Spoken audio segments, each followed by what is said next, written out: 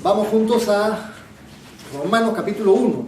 La semana pasada empezamos este lindo privilegio de comenzar un libro nuevo de la Biblia, para recorrerlo así, capítulo por capítulo, versículo por versículo, para poder escudriñar completo el consejo de Dios a través de la epístola o la carta de Pablo a los romanos. Ya habíamos empezado hace 2 semanas y habíamos recorrido la parte inicial de esta epístola. Habíamos comentado que la mayoría de epístolas o cartas tienen, de hecho tienen un tipo de literatura diferente a los otros libros de la Biblia.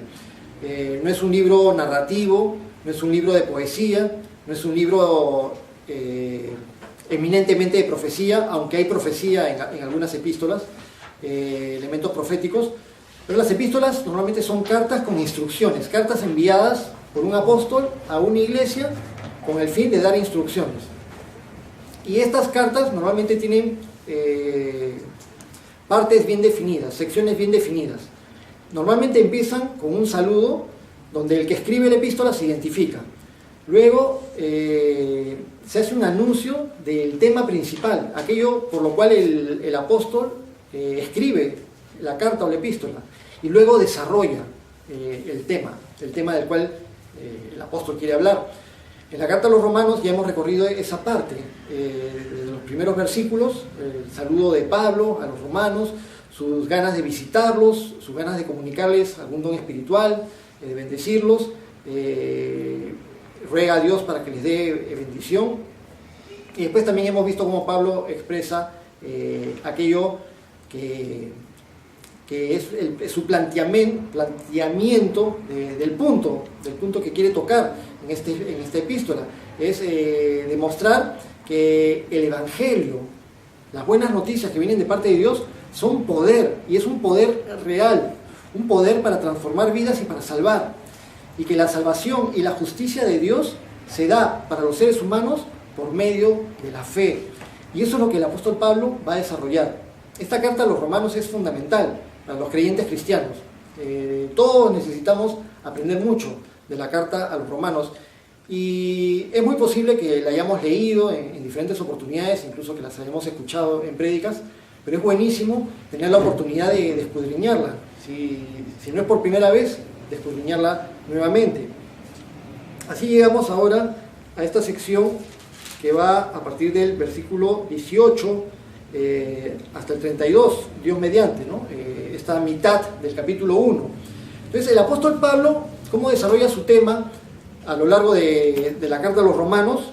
Él quiere mostrarnos de que primeramente hay un panorama sombrío para la humanidad. Un panorama sombrío por causa del pecado. El pecado trae tragedia a la humanidad y trae perversión a la humanidad. Y el punto de Pablo es demostrar que todos los seres humanos tienen pecado y que por lo tanto todos los seres humanos son culpables y que todos los seres humanos necesitan salvación. Pero la carta a los romanos no se queda en un panorama sombrío, sino que primero plantea esta parte sombría, esta tragedia para la humanidad que es el pecado, y luego va mostrando cómo la gracia que es dada por medio de la fe y la justicia de Dios que se da por medio de la fe y por medio de la salvación en Cristo nos aclara el panorama y pone luz, una luz hacia la humanidad para que sepamos que en Cristo hay salvación, que hay esperanza, y que en Cristo no hay condenación para todos aquellos que abren su corazón y que quieren buscar a Dios por medio del arrepentimiento y de pedir perdón a Dios y de creer en Jesucristo por medio de la fe. Entonces, él va a ir desarrollando este panorama, ¿no? A través del capítulo, al final del capítulo 1, capítulo 2, el capítulo 3, se va desarrollando este tema de la culpabilidad de todos los seres humanos, de los que no son judíos en general. Luego plantea la culpabilidad también de los judíos, a pesar de que son el pueblo de Dios, de la humanidad en general. Luego habla acerca de una lucha en el ser humano entre la carnalidad y la espiritualidad, una lucha que todo ser humano tiene en su carne, y a aquellos que empiezan una vida espiritual con el Señor también enfrentan este tipo de luchas, pero cómo se puede salir airoso si es que morimos completamente al pecado y empezamos a vivir una vida en el Espíritu. Y eso ya lo va desarrollando hasta el capítulo 6, 7, 8. Luego dedica una sección de la carta para hablar de que Dios no ha desechado por completo a Israel, sino que Dios ama a Israel y que va a tratar nuevamente con ellos. Y hacia el final de la epístola van a haber consejos prácticos para la iglesia de Roma, pero consejos prácticos que sirven para la iglesia de hoy en día, aplicaciones prácticas para la vida del creyente. Así que tenemos temas interesantísimos para desarrollar durante las próximas semanas. Vamos concretamente a Romanos capítulo 1, a partir del versículo 18. Romanos 1, 18 dice: porque la ira de Dios se revela desde el cielo contra toda impiedad e injusticia de los hombres que detienen con injusticia la verdad. Entonces el apóstol Pablo habla de que la ira de Dios se hace manifiesta. Dios quiere que pensemos en Él o lo conceptuemos como un Dios airado, como un Dios molesto. No es así. La ira de Dios no es una pataleta frente a un problema. La ira de Dios es muy diferente a la ira del ser humano. Cuando el ser humano se llena de ira, se llena con una ira que lo impulsa a cometer pecado, a actuar de improntus, a reaccionar frente a una situación determinada. Lo habíamos comentado en otras ocasiones, pero en la ira de Dios es muy diferente a la ira humana. La ira de Dios es una santa indignación frente a algo que le hace daño a la relación del ser humano con Él. Y eso que le hace daño a la relación del ser humano con Él causa perjuicio al ser humano mismo. Y como Dios ama al ser humano, se indigna de algo que le puede hacer daño a aquel ser humano al que Él ama, a aquel ser humano que Él creó, a aquel ser humano que Dios no quiere que sufra la tragedia de vivir por toda la eternidad o de existir por toda la eternidad separado de Él. La gran tragedia del ser humano, o simplemente tener una existencia separado de Él. Entonces, menciona aquí que la ira de Dios se revela desde el cielo contra toda impiedad e injusticia de los hombres. Es decir, la ira de Dios no es algo tapadito, no es algo que Dios se guarda en secreto, sino que lo revela, lo manifiesta y lo enseña. Dios, a través de toda su palabra, desde Génesis y durante todo el Antiguo Testamento, que era lo que los apóstoles hasta los tiempos de Jesús tenían disponible de la palabra de Dios, en toda su palabra se manifestaba aquello que indignaba a Dios. No hagan esto y esto y esto porque esto me indigna, porque esto es abominable delante mío. Y siempre tenemos todo el consejo de Dios y también todas las promesas de bendición de Dios desde el Antiguo Testamento y las promesas de su bondad y de su misericordia. Hay personas que dicen que el Dios del Antiguo Testamento es diferente al Dios del Nuevo Testamento, que el Dios del Antiguo Testamento parece como un Dios lleno de ira, lleno de juicio, listo para castigar, mientras que el Dios del Nuevo Testamento es un Dios de amor. Dios siempre ha sido un Dios de amor. Dios es amor. Dios es misericordioso. En el Antiguo Testamento dice que Dios es misericordioso, perdonador, tardo para la ira y grande en misericordia, que perdona la iniquidad, la maldad, la rebeldía, la rebelión.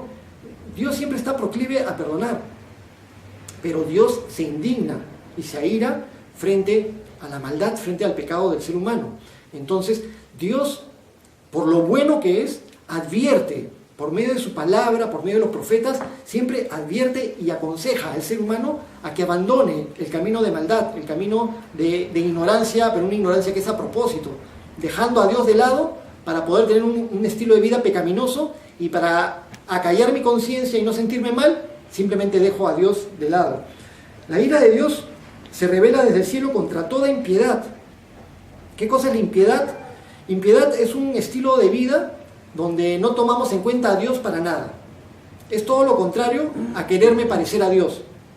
Normalmente un hijo que admira a su papá se quiere parecer a su papá. Una hija que admira a su mamá se quiere parecer a su mamá. Un ser humano que admira a Dios, que lo adora, que lo ama, va a querer desarrollar el carácter de Dios. Va a querer llenarse del amor de Dios, de la misericordia de Dios, y con la ayuda del Espíritu Santo va a quererse parecer a aquel a quien ama, aquel a quien adora, aquel a quien admira. Por eso es que es tan bueno para nosotros que nos reunamos para leer y para aprender acerca de Jesucristo y aprender acerca de Dios. Porque mientras más admiremos a nuestro Maestro, que es Jesucristo, más vamos a ir adquiriendo su carácter, sus virtudes, todas las cosas buenas que Él tiene. Y no existe nada ni nadie mejor que admirar que Dios, para que podamos adquirir cosas buenas de Él. La impiedad es todo lo contrario. La impiedad es no querer tener el carácter de Dios, no admirar a Dios, dejar de lado a Dios, no tener nada que te asemeje a Dios, ser completamente diferente a lo que es la naturaleza de Dios. Entonces, en la impiedad ya está involucrado todo tipo de maldad, porque es un ser humano que no tiene nada, ningún elemento que lo haga parecido a Dios. Impiedad es lo contrario a parecerse a Dios. Dice, se revela contra toda impiedad e injusticia de los hombres, que detienen con injusticia la verdad. El ser humano, cuando quiere llevar un estilo de vida, desarrolla su propio criterio y su propia manera de decir cómo deben ser las cosas para no sentirse mal, aunque lo que el ser humano diga no sea cierto. Y Dios es todo lo contrario. Dios nos dice la verdad con respecto a nuestra naturaleza y a lo que es bueno para nosotros. ¿Qué debemos hacer? ¿Qué no debemos hacer? ¿Qué nos va a ayudar a ser mejores? ¿Qué cosa va a resultar en nuestra propia bendición? ¿Y qué cosa va a resultar en nuestra propia maldición? Pero el ser humano desarrolla, como vamos a ver en un ratito, sus propias filosofías y sus propias maneras de ver el mundo, pensando, yo puedo hacer esto con tal que no le hago daño a nadie, y hago esto o hago el otro y estoy bien. Pero siempre que el ser humano deja de lado a Dios y no toma en cuenta el consejo de Dios e ignora a Dios para tener un estilo de vida que esté completamente apartado de Dios, no es tan cierto que no le vaya a hacer daño a nadie. Siempre se va a hacer daño a sí mismo y a la larga va a hacer daño también a los demás, con diferentes cosas que pueden suceder en su vida. Dice el versículo 19 y el 20, que lo voy a leer juntos. Porque lo que de Dios se conoce les es manifiesto, pues Dios se los manifestó. Porque las cosas invisibles de Él, su eterno poder y deidad, se hacen claramente visibles desde la creación del mundo, siendo entendidas por medio de las cosas hechas, de modo que no tienen excusa. El apóstol Pablo está haciendo algunos planteamientos para demostrar que Dios siempre hace todo lo que está de su parte, siempre hace lo posible para que el ser humano pueda tener una conciencia de Él, pueda tener un conocimiento de Él. Dios se revela de muchas maneras. Hay una revelación que es general y está dada para todo ser humano. Una revelación que se da por medio de las cosas creadas. Entonces el apóstol Pablo dice, lo que Dios quiere manifestar lo ha manifestado a los seres humanos. Dice que todo su poder, su eterno poder y su deidad, que son cosas que no son visibles, se hacen claramente visibles a través de su creación. Es decir, la creación en sí misma es una evidencia del Creador. Pero muchas personas dicen que todo existe porque sí, que todo salió porque tuvo que salir, porque por la casualidad, hace millones de años, una concentración de materia y de energía explotó en un famoso Big Bang, y después de que explotó, todo empezó a girar y se empezaron a formar los planetas y los universos. Yo no sé cómo se pueden formar planetas y universos infinitos solos a partir de un pedazo reducido de materia que estaba comprimida. Y de ahí, con el paso de millones y millones de años, entonces todo empezó a girar y se formaron las condiciones adecuadas y el planeta Tierra empezó a girar alrededor del Sol, y después de millones y millones de años de repente hubo una tormenta cósmica que hizo que salte alguna energía o alguna electricidad que chocó con algunos elementos químicos para que se unieran y formaran los primeros aminoácidos, las primeras proteínas que formarían después con las coincidencias y con las cosas y con el pasar de los millones de años. Células que vinieron de meteoritos. Y otros hablan de células que vinieron de meteoritos. Pero siempre hablan de las casualidades, ¿no? Y con todo esto, con el transcurso de millones de años, las células se fueron convirtiendo en seres superiores y más complejos, que a su vez después se fueron desarrollando y salieron los primeros pescaditos, y de los primeros pescaditos después salieron los primeros reptiles, y de los primeros reptiles se desarrollaron y salieron los primeros mamíferos, y de los mamíferos salieron los monos, y de los monos salió el que inventó la evolución. Él salió de los monos. No venimos los monos. No nosotros.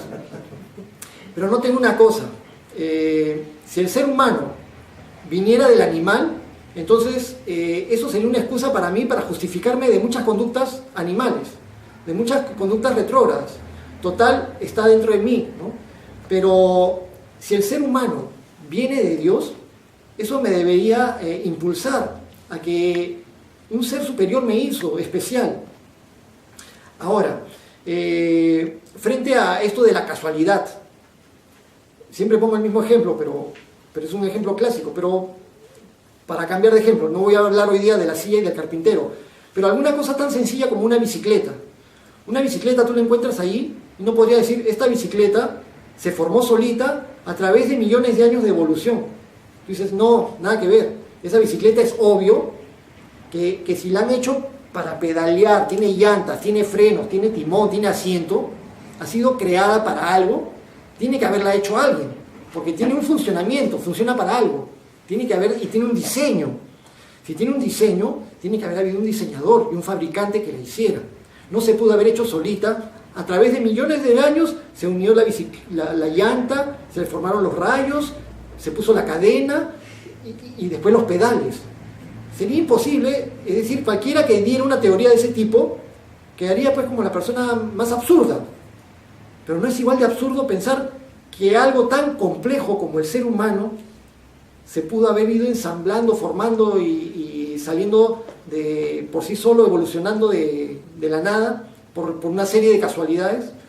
El ser humano tiene muchísimas cosas complejísimas, y todos los seres vivientes también.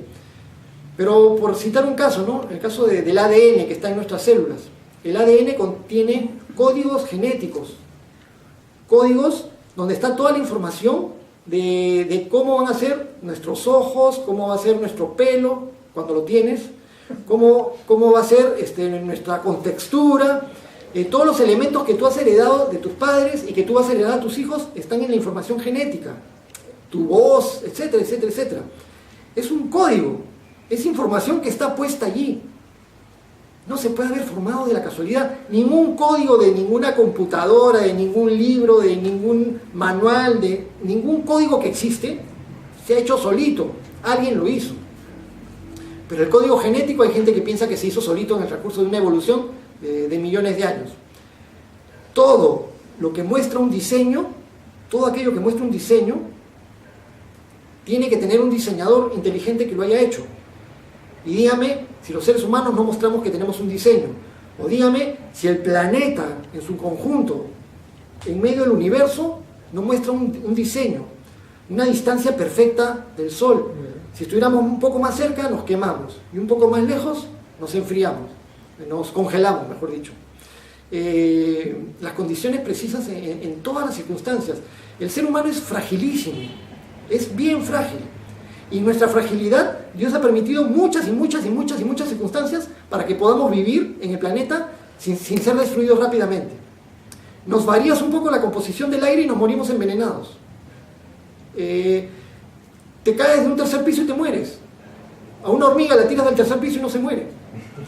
Y el ser humano está así sustentado por su creador, pero no nos podemos dar cuenta. Dice el apóstol Pablo, no tienen excusa. Aquellos que detienen con injusticia la verdad no tienen excusa, porque Dios se ha manifestado desde los principios de la humanidad. Dios se ha manifestado por medio de las cosas creadas. Todo su poder, toda su deidad se hacen claramente visibles por medio de las cosas hechas. Se entienden por medio de las cosas hechas, de tal modo que no tienen excusa. Y con esto Pablo está sustentando el punto de que ningún ser humano tiene excusa para no tomar en cuenta a Dios. Porque todo ser humano en el fondo sabe que Dios sí existe. 99% de la población mundial sabe que hay un ser superior. Y es muy raro que un ser humano esté plenamente convencido de que no existe un ser superior. Porque incluso Incluso Dios ha sembrado en los seres humanos una conciencia y un corazón que te llevan a Él, hasta una moral que te llevan hacia Él. Necesidad. Una necesidad de Dios. Gracias, Chido. Pero es el ser humano cuando se aleja completamente de Dios que se degenera y llega a tal punto de depravación que lo quita a Dios completamente de su pensamiento y de su vida. Como vamos a leer un poquito más adelante. Dice en el versículo 21, pues habiendo conocido a Dios, no le glorificaron como a Dios ni le dieron gracias, sino que se envanecieron en sus razonamientos y su necio corazón fue entenebrecido. Entonces, sabiendo el ser humano que había una existencia de Dios, no lo tomaban en cuenta y no reconocían que era Dios quien nos había creado. No reconocían que era Dios quien nos daba el sustento cada día. No reconocían que era Dios quien mantiene los equilibrios en la naturaleza para que el ser humano pueda subsistir allí, junto con todos los animales. Y no solamente no le dan gracias, no le glorifican y lo dejan de lado, sino que se vuelven vacíos en su forma de pensar. Y el ser humano empieza a desarrollar pensamientos, filosofías, pseudociencias que tratan de sacar a Dios de en medio. La teoría de la evolución, todo se hizo solo, filosofías donde pensamos en cualquier otra cosa, menos en que es Dios el que ha hecho todas las cosas. ¿Y qué sucede? El corazón del ser humano se va llenando más y más de tinieblas, se va como tapando, se va saturando, se va nublando, cuando el ser humano más y más va dejando a Dios de lado. Dice el versículo 22, profesando ser sabios, se hicieron necios. Y eso es típico en el ser humano. Mediante el conocimiento meramente intelectual, el ser humano cree que es muy sabio. Entonces empieza a filosofar, empieza a desarrollar teorías, empieza a tratar de desarrollar el conocimiento. El filosofar y el conocimiento no es una cosa nueva. En nuestros tiempos ha aumentado mucho la tecnología. En tiempos muy antiguos no había mucha tecnología, pero el desarrollo del pensamiento sí era tremendo desde muchos años atrás, desde siglos atrás, desde miles de años atrás.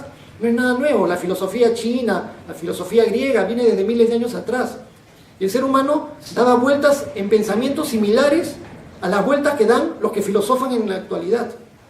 Los que están rayándose, pensando ¿por qué existo? ¿Para qué soy? ¿De dónde vine?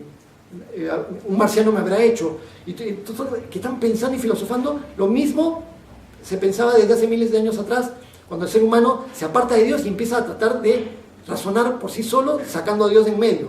Y se trata de hacer sabiondo. Yo sí sé, pero tú que crees en Dios, eres un tonto.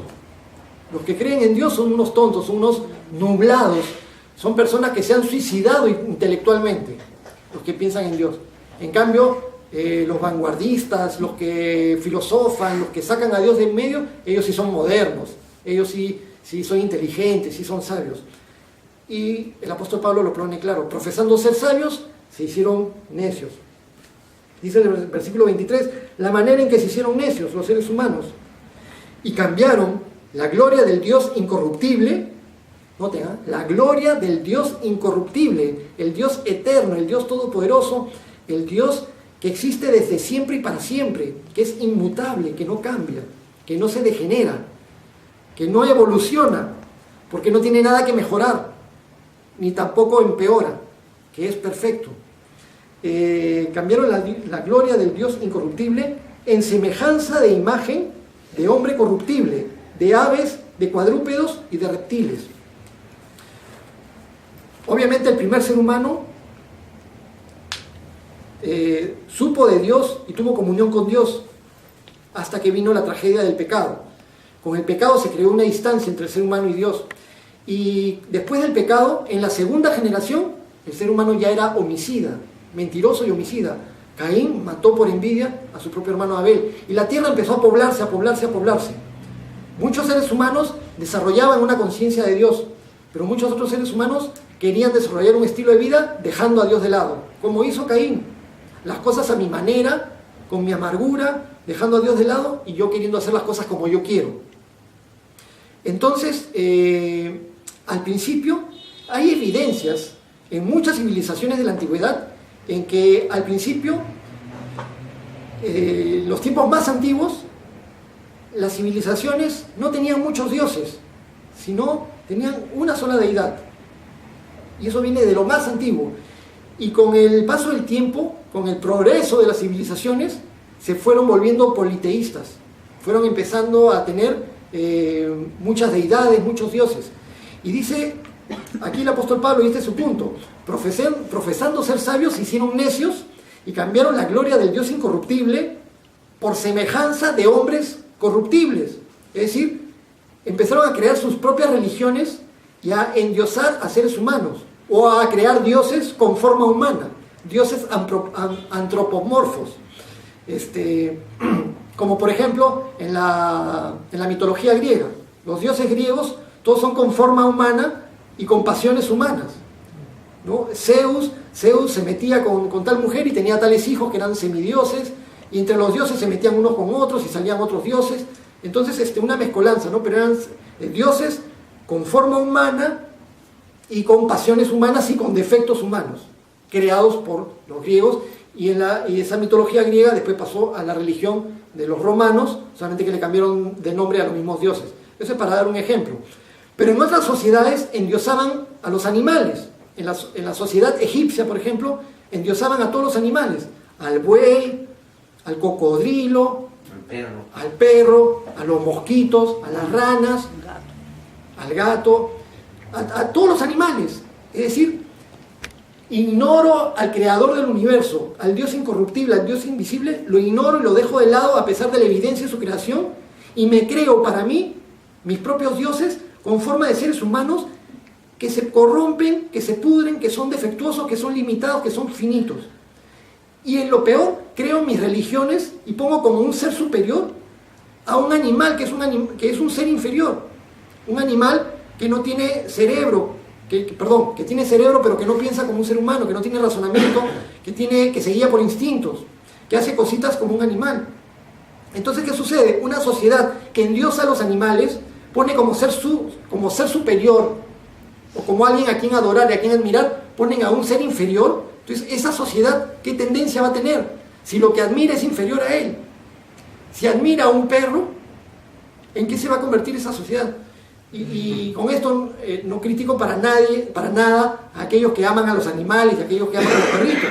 Es que eso está perfecto y está muy bien, pero es muy diferente que endiosar a los animales como un objeto de culto, de adoración, de rezarle, de pedirle. Entonces, ni a seres humanos, ni a animales, ni a astros, porque los astros son planetas que no tienen vida, estrellas, y ni tampoco a seres angelicales, porque no son el creador, son seres creados por Dios. Pero el ser humano endiosa todo lo habido y por haber, hasta de cuadrúpedos y de reptiles, dice acá el versículo 23. Entonces, cuando el ser humano deja a Dios de lado, se cree sabio, pero se vuelve necio, endiosa a todo lo que ha sido creado, en vez de endiosar al creador que hizo todas esas cosas, entonces se vuelve completamente necio y se empieza a degenerar por una cuestión de lógica, porque está admirando cosas que son inferiores a él, o inferiores al creador.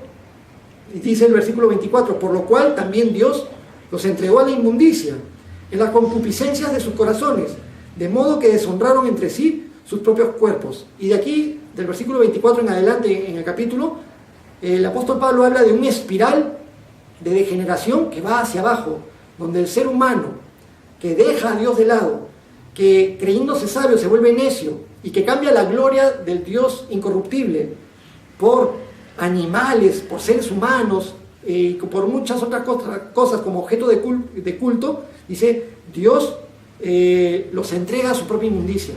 Es decir, Dios que de tantas maneras se manifiesta y se revela a los seres humanos, a aquellos seres humanos que voluntariamente quieren dejar completamente a Dios para levantarse sus propios dioses, entonces Dios los deja ahí.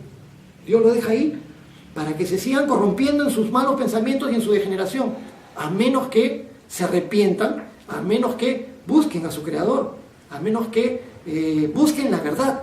Pero ya dijo el apóstol Pablo que el ser humano no quiere la verdad, sino que al revés, con injusticia detiene la verdad.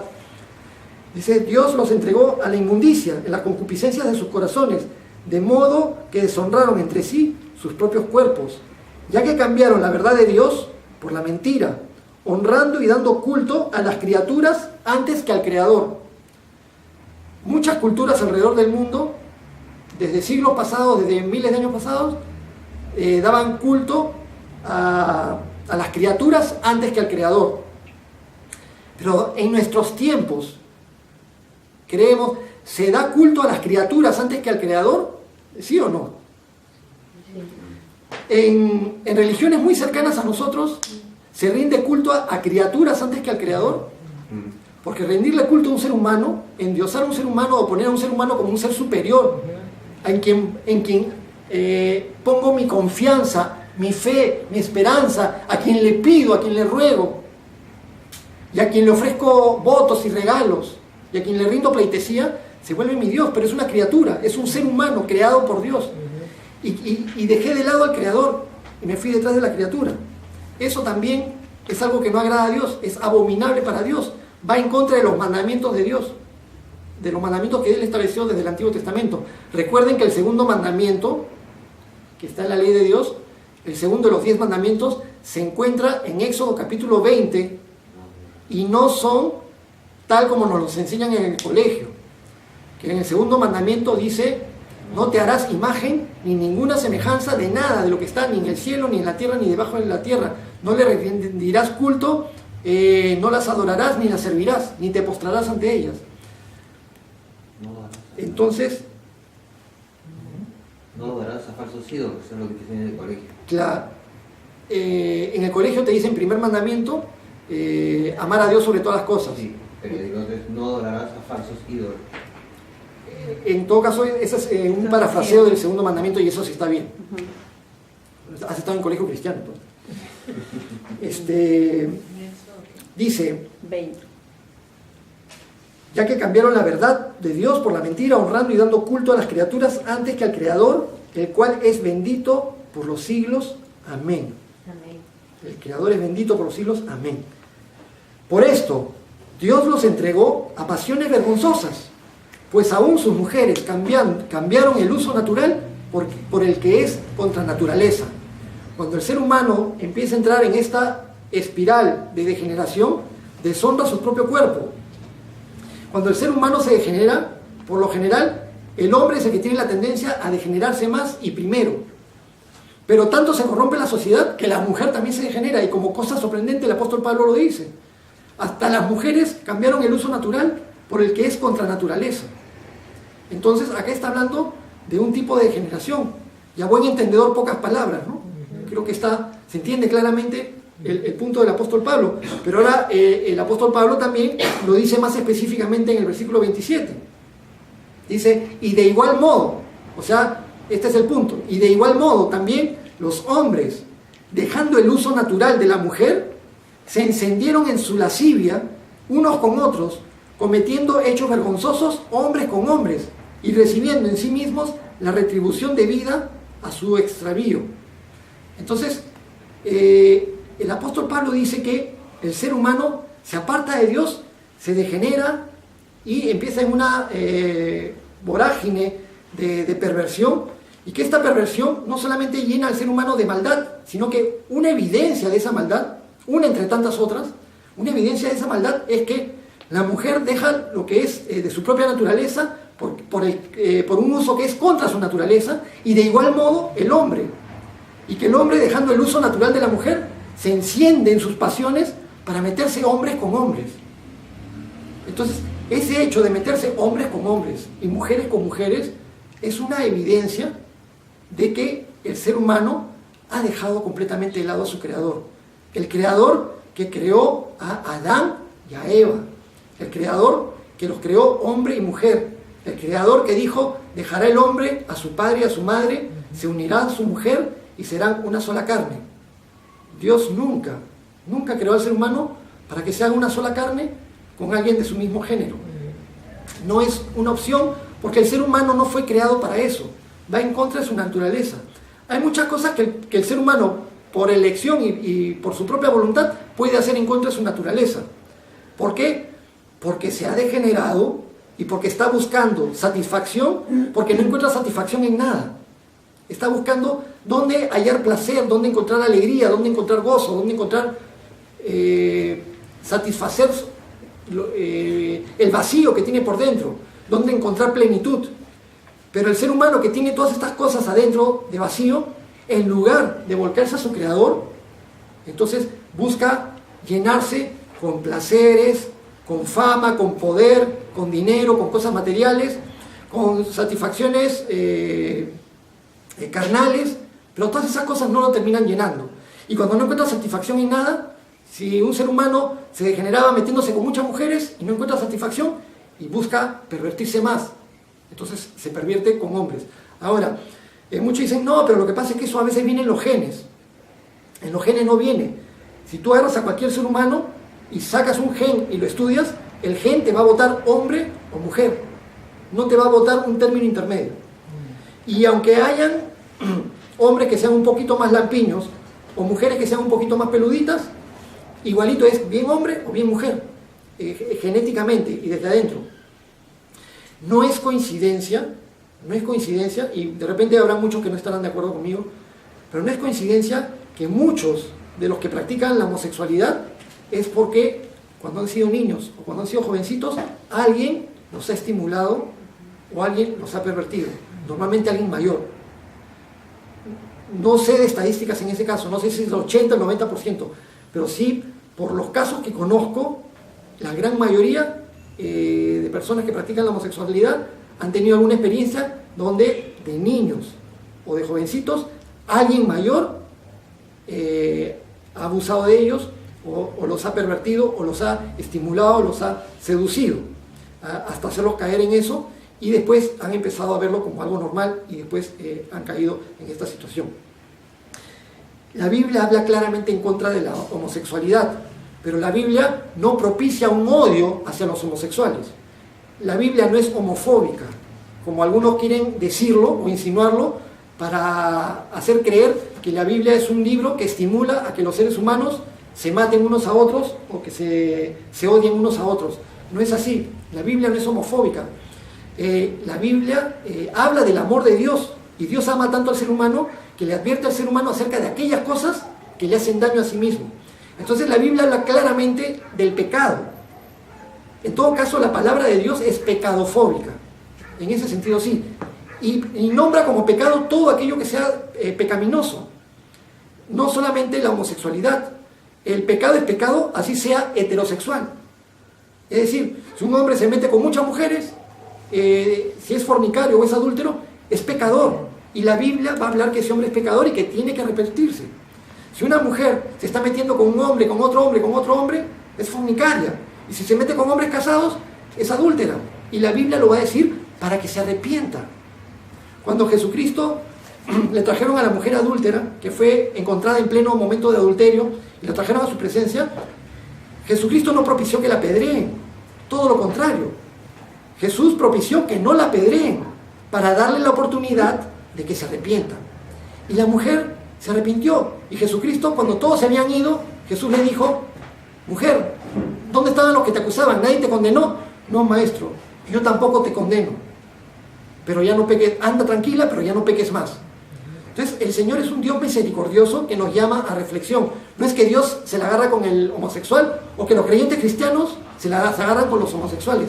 El punto no es contra los homosexuales, el punto es llamar al pecado pecado, cualquier tipo de pecado que sea, heterosexual u homosexual.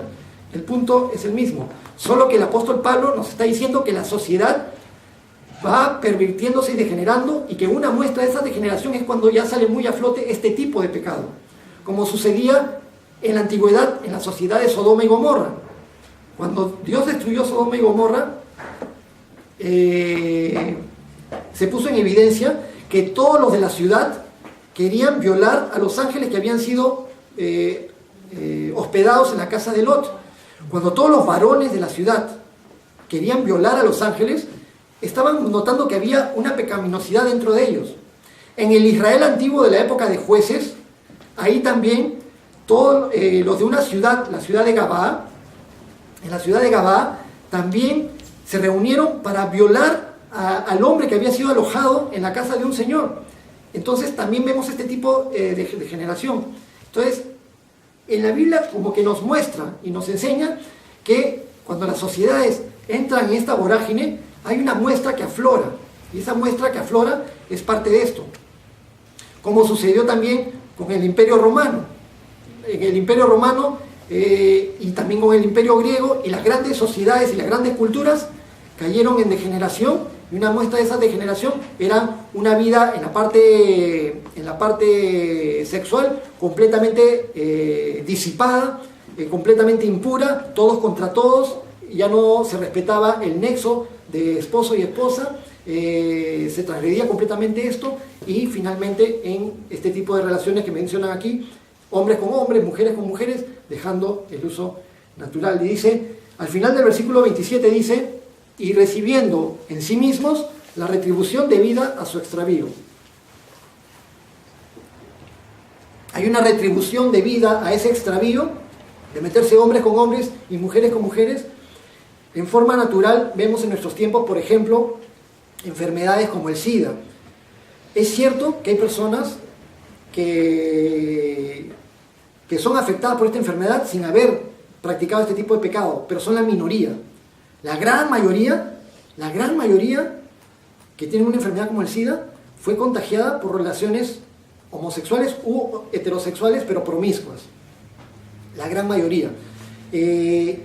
Tan así que si una persona no es promiscuo, si una persona se dedica a ser únicamente fiel a su pareja, es prácticamente imposible que se contagie de una enfermedad como el SIDA o de otro tipo de enfermedades de transmisión sexual. Es prácticamente imposible. Es muy poco probable que se contagie por el riesgo quirúrgico, por la sangre que el dentista y que ese tipo de contagios a lo que decían. El porcentaje es casi nulo comparado con la otra manera. Desde tiempos antiguos, muchos seres humanos fallecían por enfermedades de transmisión sexual, sea homosexual o sea heterosexual. El virus de papiloma humano que propicia el cáncer al útero también se transmite por la vía sexual. Muchas veces en determinados tiempos, hombres que se meten con muchas mujeres, después se casan y le pasan el virus involuntariamente, sigilosamente se lo pasan a su esposa, y en el paso de los años, silenciosamente, se le contagia el virus del papiloma humano, que si la mujer no se está chequeando y haciéndose el Papa Nicolau, puede convertirse en un cáncer al cuello uterino. Esos chequeos no los hacían en la antigüedad y obviamente se mermaban mucho más las poblaciones. Seguimos con el versículo 28 al 32. Y como ellos no aprobaron tener en cuenta a Dios, Dios nos entregó a una mente reprobada para hacer cosas que no convienen, estando atestados de toda injusticia, fornicación, perversidad, avaricia, maldad, llenos de envidia, homicidios, contiendas, engaños y malignidades, murmuradores, detractores, aborrecedores de Dios, injuriosos, soberbios, altivos, inventores de males, desobedientes a los padres, necios, desleales, sin afecto natural, implacables, sin misericordia. Noten que en los versículos 29 al 31 hay una lista de pecados. Una lista de pecados. Y en esa lista de pecados, en un grado mayor o menor, en algún momento podemos haber encajado nosotros. O inclusive en algún grado podemos encajar en la actualidad. Si hablamos de lo que puede haber en nuestro corazón, perversidad, avaricia, maldad, envidia, homicidio. Jesús dijo que aquel que ofende a su hermano ya se vuelve un homicida, ¿no? Aquel que insulta, que maltrata, ya se vuelve un homicida, está haciendo daño a su hermano. Altivos, injuriosos, aquel que insulta con groserías, con insultos graves para denigrar a otros seres humanos. ¿Un creyente puede ser así? No debería, pero sucede. Personas que le han entregado su vida a Cristo, personas que han reconocido a Jesús como Señor y Salvador, que asisten a la iglesia cristiana, que se llenan de Dios, pero que luego en su vida privada son diferentes, que algo falta, una entrega total, una entrega al 100%, un nacer de nuevo, algo falta. Pero en un grado mayor o menor también podemos caer en algún tipo de defecto, murmuradores. ¿Somos perfectos en no murmurar? ¿Somos perfectos en no envidiar? ¿Somos perfectos en no hablar mal de alguien, en no insultar? No somos perfectos. Entonces, esto para que nos demos cuenta de que no estamos menospreciando a los demás. Los homosexuales son malos, nosotros somos buenos. No, si yo tengo un poquito de pecado en mi vida, estoy en falta ante Dios, porque Dios es un Dios santo. Y para Dios el pecado es pecado. El pecado de homicidio, el pecado de adulterio, el pecado de fornicación, el pecado de engaño, de malignidad, de soberbia, de altivez, cualquier tipo de pecado. Entonces, ante cualquier evidencia de pecado, necesitamos arrepentirnos. El punto es este: todo ser humano necesita arrepentirse, homosexual u heterosexual. Porque si un homosexual se arrepiente, Dios lo perdona. Pero si un heterosexual no se arrepiente, si no se arrepiente, ¿pasará la eternidad con su Creador? Ese es el punto. Entonces no es que Dios sea malo, no es que Dios no ame a tal o a cual persona, sino que la oportunidad es para todos y todos los seres humanos se corrompieron y todos los seres humanos le hemos fallado a Dios de una manera o de otra. Si sentimos que algo en esta lista encaja, aunque sea un poquito, con alguno de nosotros, necesitamos pedirle perdón al Señor, arrepentirnos en nuestra oración privada, en nuestro devocional, volcar nuestro corazón al Señor. Dice al final del versículo 32, quienes habiendo entendido el juicio de Dios, que los que practican tales cosas son dignos de muerte. No solo las hacen, sino que también se complacen con los que las practican. Entonces, entendido el juicio de Dios, sabemos las consecuencias de vivir en pecado y sin arrepentirse. El ser humano no se sale con la suya cuando practica el pecado. Siempre el pecado trae consecuencias. Y los que practican tales cosas, tales pecados, son dignos de muerte. La muerte es separación de Dios. No comas del árbol que está en medio del huerto, porque si comes, ciertamente morirás. La paga del pecado es muerte. Y por cuanto todos pecaron, están destituidos de la gloria de Dios. Eso lo vamos a leer más adelante en el mismo libro de Romanos. Pero dice que no solamente hay quienes hacen estas cosas, sino los que se complacen con los que las hacen. Nos complacemos a veces con los que hacen la maldad. Somos complacientes o condescendientes con los que hacen la maldad. Yo no me drogo, pero paro con los que se drogan y no me hago ningún problema con ellos. No, es su vida, depende de ellos. Yo no hago tales cosas, pero participo con los demás. El apóstol Pablo, antes de ser apóstol Pablo, cuando era Saulo, perseguía a la iglesia. Y cuando un grupo de judíos enardecidos empezaron a justiciar a Esteban, el apóstol Pablo se complacía en ese ajusticiamiento. Y Pablo fue tan asesino como aquellos que tiraron las piedras para matar a Esteban. Y Pablo después lo reconoce. Entonces, participar en algo te vuelve tan pecador como los que lo hacen. Pero hay que tener cuidado en qué pecados podemos participar, sobre todo si es que por medio de la televisión, del cine, del internet o de otras cosas, participamos en el pecado de otros y nos complacemos en ello. Tenemos que tener cuidado de no ser partícipes en el pecado de otros, porque es como si nosotros mismos también lo estuviéramos cometiendo. En ese caso, tenemos que también arrepentirnos, pedirle perdón a Dios, pedirle su ayuda y que con su Espíritu Santo nos renueve, reconocer a Jesús como Señor y Salvador y empezar una vida nueva en Cristo. Entonces, hasta aquí el apóstol Pablo nos está hablando acerca de la culpabilidad del ser humano en general. Pero vamos a continuar con un poco de este panorama sombrío en los primeros capítulos del libro de Romanos, pero después el panorama se va a empezar a iluminar porque Pablo nos va a plantear cuál es la solución que Dios ha dado para los seres humanos. La justicia de Dios por medio de la fe en nuestro Señor Jesucristo. Ahí quedamos, vamos a orar y a darle gracias al Señor por su palabra. Bendito Padre, te damos muchas gracias por habernos permitido esta noche ser expuestos a tu preciosa palabra. Sabemos, Señor, que leemos cosas que son crudas, realidades que existen ahora y que existían desde hace miles de años atrás, que esta naturaleza de inclinarse hacia el mal está dentro del ser humano, de nuestros tiempos y de tiempos antiguos, de la época de Pablo, de la época de Jesús, de la época de Noé. Y bendito Dios, gracias por enseñarnos, gracias por mostrarnos de que realmente los seres humanos, estaríamos perdidos si es que tú nos hubieras establecido una solución para nosotros. Si es que tú nos hubieras abierto un camino a través de tu propio Hijo Jesús, a través de su muerte en la cruz, que nos abrió el velo del cielo para que nosotros podamos ir a tu presencia, amado Dios, y para que los seres humanos podamos tener comunión con un Dios santo. Gracias porque tu Hijo Jesucristo derramó su sangre que nos limpia y que nos permite restablecer esa comunión.